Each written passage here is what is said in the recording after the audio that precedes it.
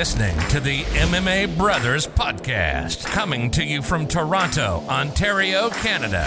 Your source for UFC news, previews, and post-fight coverage. Hosted by your favorite duo, Daryl and Asher. Let's get it started. Hello, guys. Welcome back to the MMA Brothers Podcast. It's Daryl. It's Asher. And we have a special guest today. He's back on the podcast. We love him. You love him. Gabe, how you doing? I'm good, guys. How are you guys doing? Tremendous. How about you, Asher? Good, man. Doing just fine. I mean, with International Fight Week, how can you not be fine, right? Exactly. The king is back. The king's back. He's about to sleep Dustin again. It's almost red penny night, boys. It's almost red penny night. Look. I'm saving for Saturday. I'm saving it. I wish I could see because if I switch screens. Oh, it's proper? No, it's all good. Okay. It's proper 12. You got proper 12 bottle. By the way, for those who don't know, Conor McGregor actually ended up sharing one of Gabe's pictures on his Instagram story, and that was like one of the best moments of his life, right? Is that right, Gabe? That was like probably top three moments besides the first time I got laid. First time he kissed a girl, first time he got laid, and Conor McGregor on his story. Yeah. No one can disagree with that one. But we'll start off for me.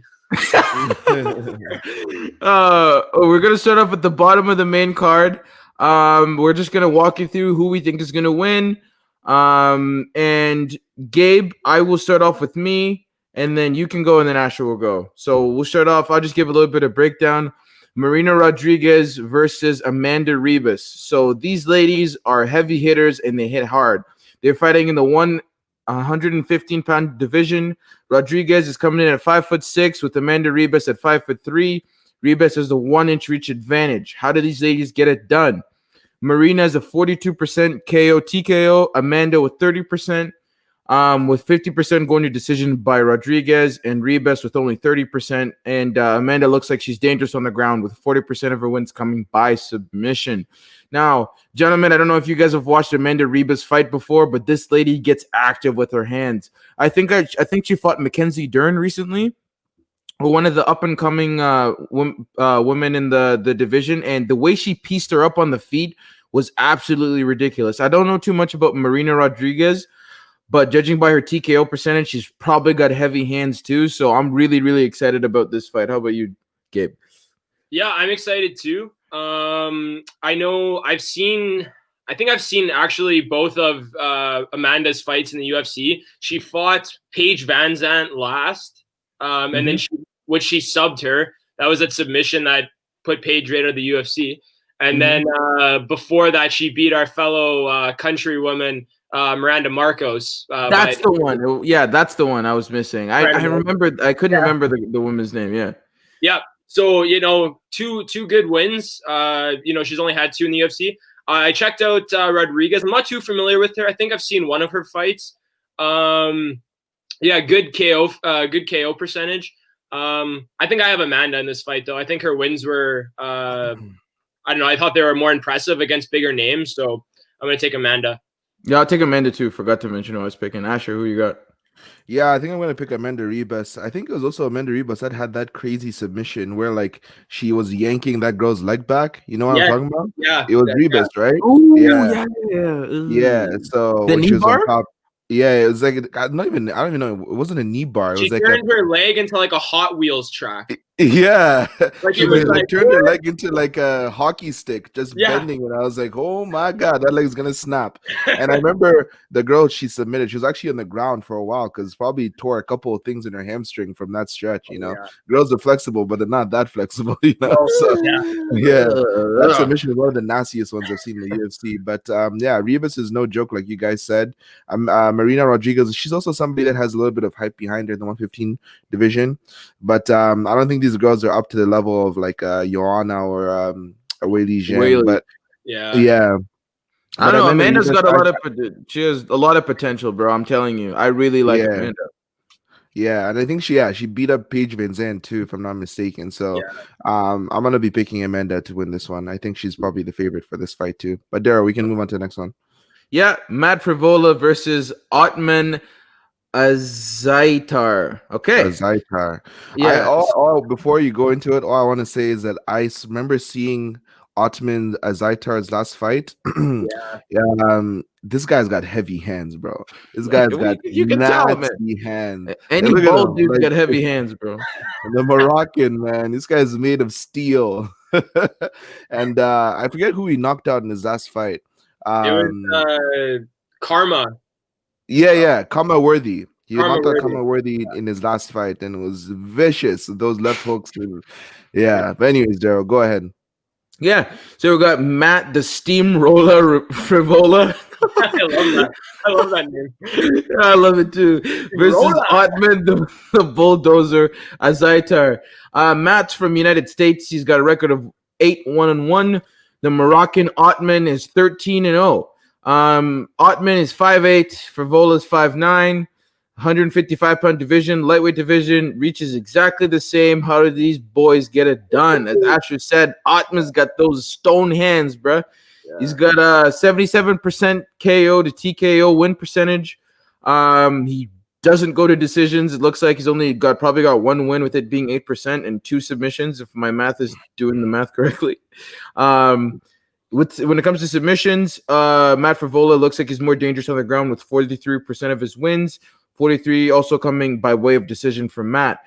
The average fight time is 8 minutes for Matt. Ottman's is only 3 minutes. So what can we expect? I think Ottman's going to move forward and absolutely blast Matt in the face with some heavy hands. I don't think this is making it out of the first round, guys. I just think it's too much too soon for Matt. And Ottman's going to continue with his brilliant start in the octagon with the UFC. So I'm picking Ottman by first round TKO. What about you, Gabe? I'd have to agree too. I don't know if it'll be in the first round. We might see Frevola test some of his grappling. They might grapple a little on the ground. I see Ottman probably getting out of those exchanges, though, those grappling exchanges. And yeah, like that one knockout against Karma Worthy was insane. And yeah, I think Ottman's gonna get the win too. Yeah. Yeah, I got Ottman too. I got Ottman in this fight. I just think when you look at especially that KO percentage, man, you can't be going in there with the 14% KO percentage expected winning against Ottman. Like, what's going on here? That's one dub. I swear that must be one dub. It has to be. When I see that percentage, right, I think of that meme from I forget what like late night show it was, but it's like he, I'm in danger. Yeah, it's like the fire in the background and stuff like that, right? I know what you're talking about. Yeah. Yep, that's the appropriate meme for this one. But yeah, I'm picking Ottman too. I'm not even gonna try to explain why. Everybody knows. But yeah, let's move on. Yeah, Jessica Evil get kicked in the dome eye versus Joanne Jojo Calderwood. Jessica I is 15-8.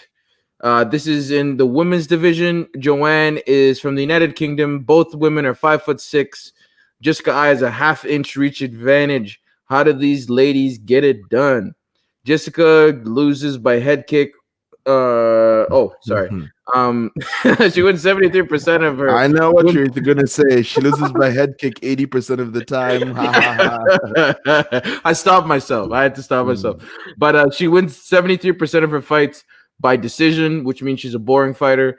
7% of her wins by submission, 20% by KO. Joanne Calderwood. Joanne was supposed to fight for a title recently, right? I just saw a headline actually because she lost her fight. She's one of those. I'm not trying to hate on Joanne, but like she's one of those where it's like, no, I know I'm next for a title shot, but you know what? I'm gonna get another fight in between because I believe. Yeah, and then she lost, right? And then that girl got the title shot, right? If I'm not mistaken. She was supposed to fight Shevchenko, but then what's her name? The Brazilian fought her instead. Yep. Why am I missing her name?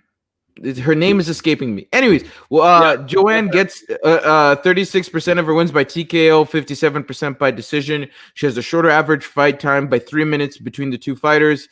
How do I think this is going to go down? I think this is probably going to be a snooze fest, to be quite honest. Jessica I is, I don't know why they call her evil. She doesn't really do much for me, man. She's really like clinch and, foot stomps, take you down, hug you for a few minutes and then get up and then do the same thing. So Joanne is much more exciting to fight, exciting fighter to watch. But I'm probably gonna go with Joanne. I just think Jessica getting head kicked like that, there's only so much, I don't know, man. I don't think she should be fighting anymore after what Valentina did to her. But I'm gonna go with Joanne. How about you, Gabe? Before I get into it, Daryl, you pretty much described the perfect wife for Ousmane. Oh yeah, snooze toe stomping, man. Like they should, divorce their other partners and just get married. Man. Yeah, Ousmane's single, bro. He's too busy okay, that's domestic violence. I can't even make that joke, but I'm sorry. Yeah, I had to stop myself again, man. That's all sorry, good. Gabe, go on. I have Calderwood too. Looking at both Jessica and Joanne's fight history, they're kind of inconsistent. Like they'll go on like a 3-fight win streak and then they'll like win, lose. It's kind of back and forth. So it's kind of hard to, really see them fighting for a title. I think they're always going to be like, what are their ranks? Number 6 and 7. I think they're always going to be kind of middle of the pack there. Like they're going to remain ranked, but they're never going to, I don't think they're going to break the top 5 anytime soon. But yeah, I got Calderwood. Asher? Yeah, for this one, it's Jennifer Maia. Jennifer Maia is the person that Jojo fought. And she got submitted in the first round, and then Jennifer Maia fought Shevchenko in that 5-round fight. So yeah, Jojo, for those out there, Jojo actually, I saw a headline saying that she regretted taking that against Maia. She should have just waited for the title shot. It's like, any smart person would have.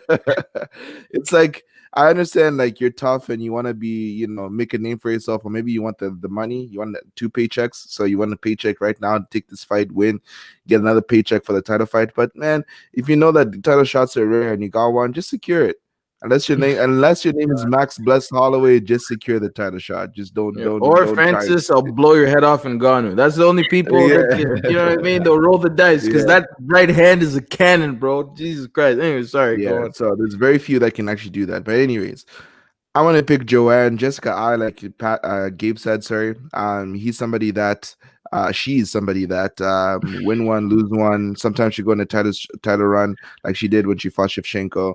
But I'm not impressed by her performance. You know what I mean? I'm not impressed by your performance. I was about to say, congratulations, I'm not impressed by your performance. Are you intoxicated? Are you intoxicated? But yeah, I'm not impressed by her performance. Are you intoxicated or something?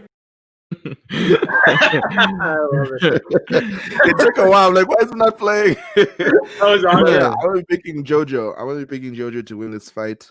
I hope Jessica gets head kicked again, man. That's all I want to get out of it. As Daryl showed, the strikes landed per minute are much higher, so Jojo is a more active fighter, and Jessica will try and grapple and trying to win some rounds. Then she's gonna be mad when she loses a decision and be like, "How did I lose? Like that judges screwed me over." It's like, nah, girl, you just lost. She just looks like she's a Karen too. You know what I mean? I just don't vibe with Jessica. I don't know, man. Yeah. Did you see on Embedded? Did you see what she was saying on Embedded? No, probably something hating on like Khabib and Khamzat and stuff. Well, she was like on the plane, and she's like, it's my own little apartment. Oh my god! It's like, yo, it's a plane. Yeah, so annoying. Emirates in first class, but it's like it's not that cool. Like, yeah, but like, yo, that's fucking illegal.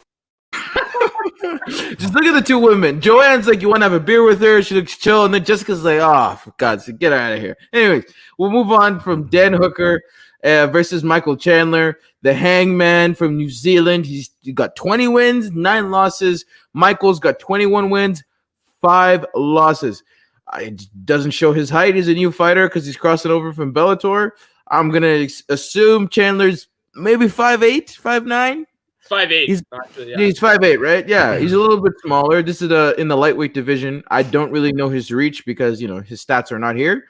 We're gonna go with the hangman, who finishes 50% of his wins by TKO, 35% by sub, 15% by decision. I'm not sure Chandler's stats because they're not updated here.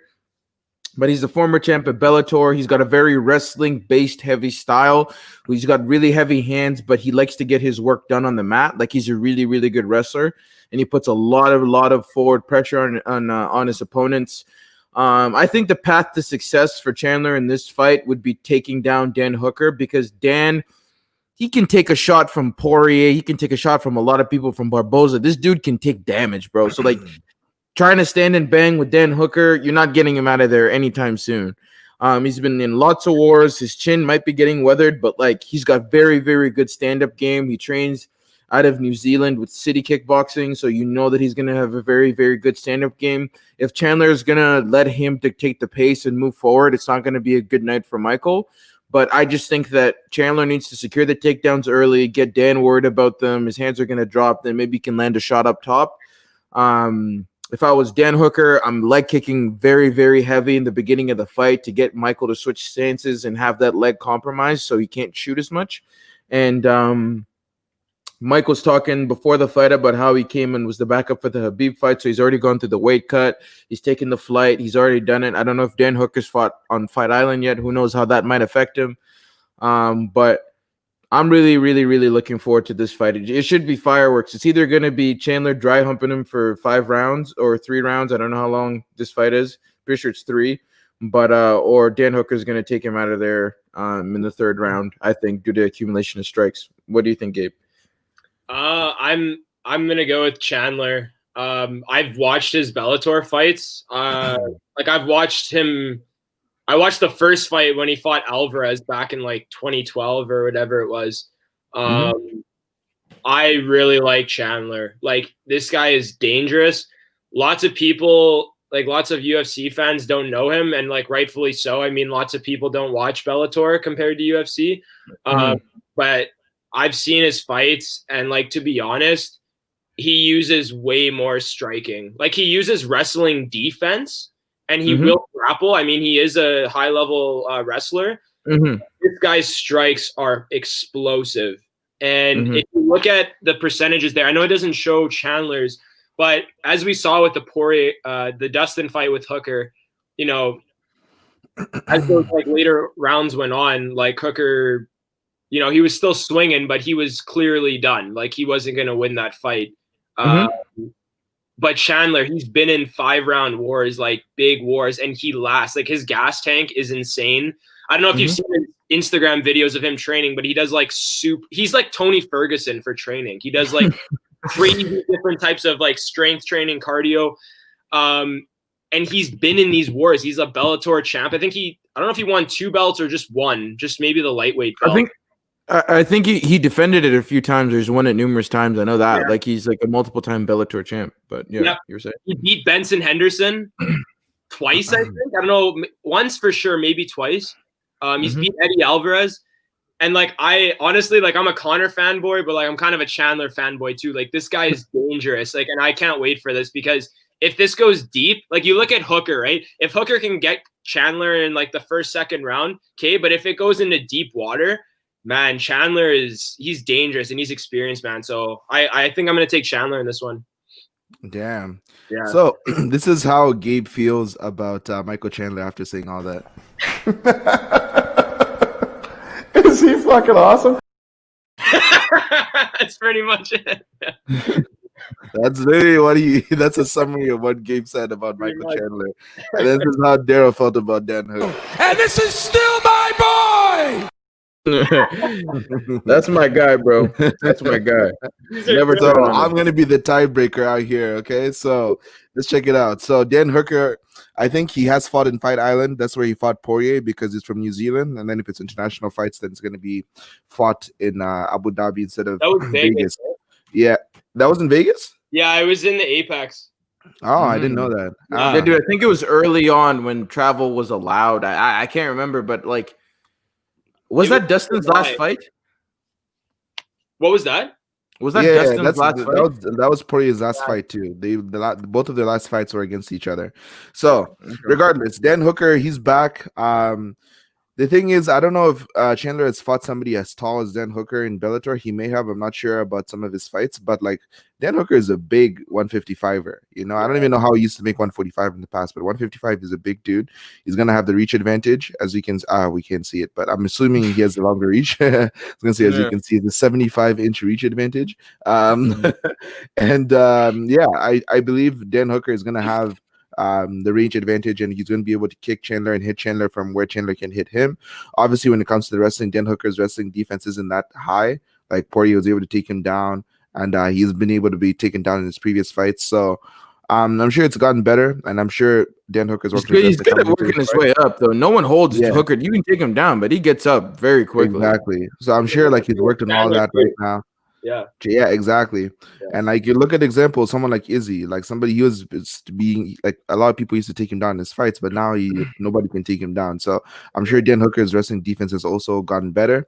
Michael Chandler, obviously, this is a very tough fight for him to come into the 155 division, but all of them are tough. There's no easy fights in the top 10 in 155. I'm going to pick Dan Hooker to win this one. I know it's kind of sad because I do like Michael Chandler. Even his story, I saw it embedded. He adopted a kid and stuff. So he seems like a really, really, really nice guy. And so is Dan Hooker. So it's really hard. I don't know who to choose, but I'm going to go with Hooker. I'm going to break the tie break, picking Hooker. Yeah, like I'm picking Dan, but like I also really like Michael. Like you can't not love Mike Chandler. You know what I mean? Like I watched a lot of his videos. He's been featured a lot in the UFC since his transition over. He just seems like a great stand-up guy. I would much rather see a submission than a knockout in that fight, either way. But we're gonna move on to Dustin the Diamond Poirier versus the notorious Conor McGregor. Dustin's from the United States. Both fighters are 5'9", lightweight division. Conor's got a 2-inch reach advantage. They're both southpaws. How do these fighters get it done? McGregor's got nothing but KO power in those mitts. This guy finishes 86% of his fights by KO or TKO, 5% by sub, 9% by decision. Dustin Poirier, 50% by TKO, 23% by sub, 27% by decision.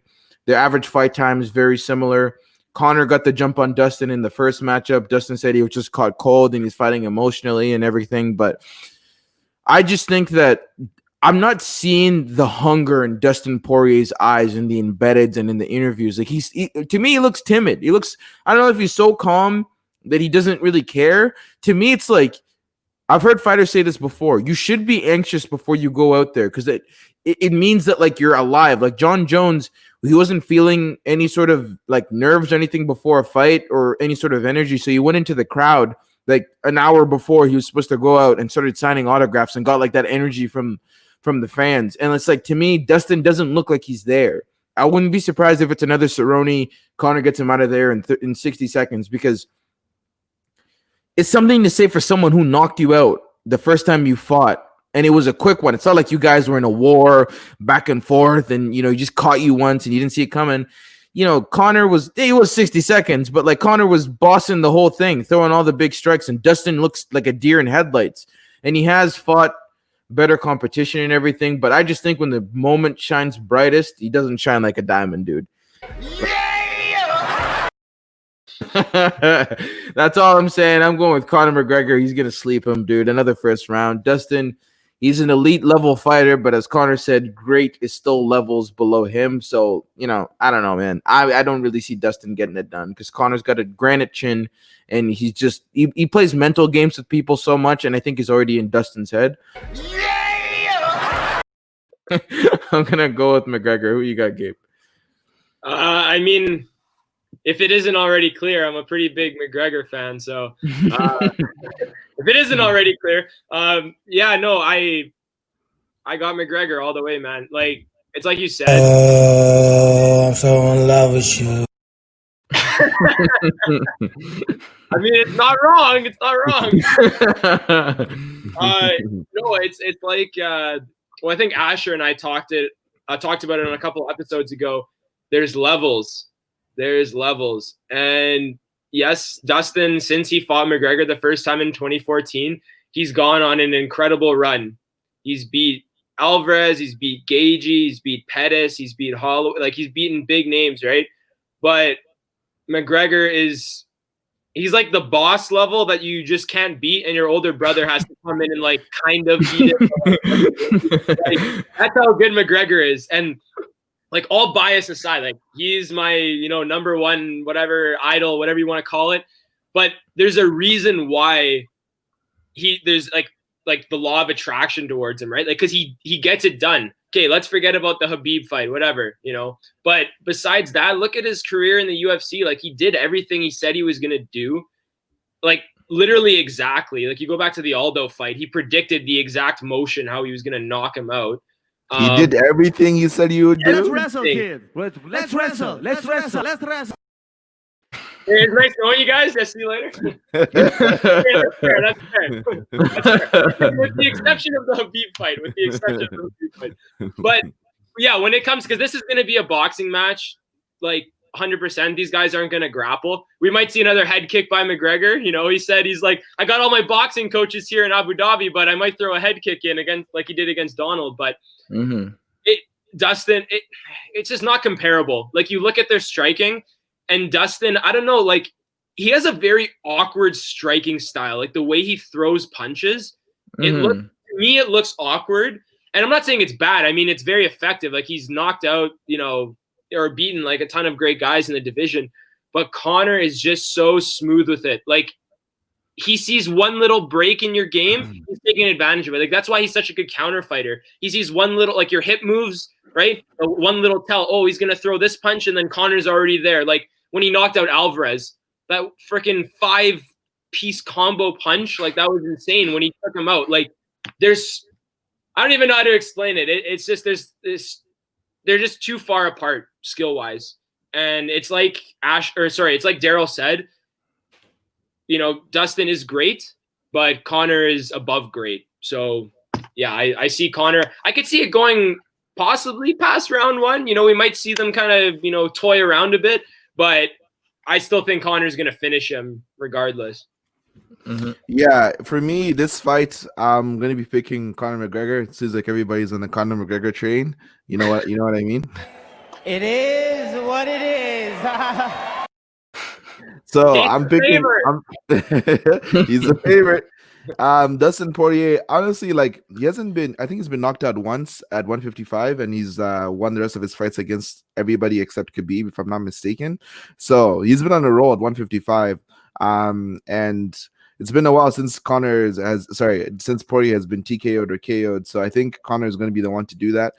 He's been looking shredded lately on his Instagram posts. Like, every time I see him, like, man, Conor is in crazy shape. The only thing that bothers me sometimes about McGregor is sometimes he's too cool for school. You know what I mean? Like, especially that he's always wearing a cup too. Darrow's looking at McGregor's package at all times. But anyways, remember that Mayweather picture? Do you remember when he was on the scale for the Mayweather fight?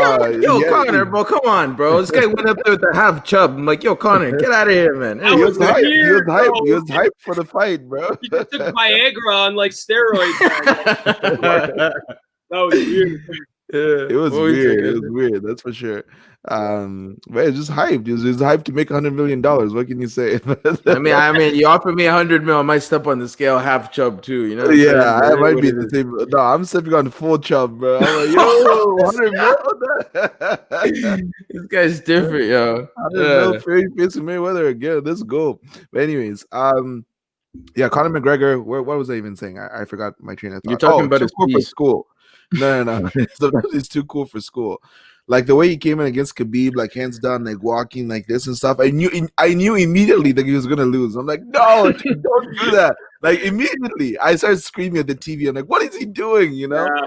I hope he doesn't have that attitude coming to this fight, where it's like, oh, I'm cool, I'm gonna knock out Poirier easily, whatever and stuff. Like, no, come out the way you came out against Donald. You didn't do the power walk. I don't want to see it in this fight. I don't want to see you acting all cool like you're the man. Go in there, respect Dustin, start throwing punches. When he throws back, weave, do that head movement. You know what I'm saying? That counter striking that Conor is known for. I want to see that head movement. Chauffeur. I want to see that head movement, right? So that counter striking is beautiful, Conor. So I want to see that.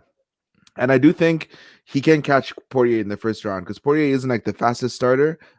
So I don't know. I really don't see Poirier winning this fight. I don't know what to say. But if it does go into the later rounds, obviously I'm favoring Poirier. But Conor has said that he doesn't mind taking to the later rounds because he's in insane shape, and he doesn't mind a war. But he predicts it to be over in the first round. I don't think it'll be done in the first round. I see maybe like a second round TKO.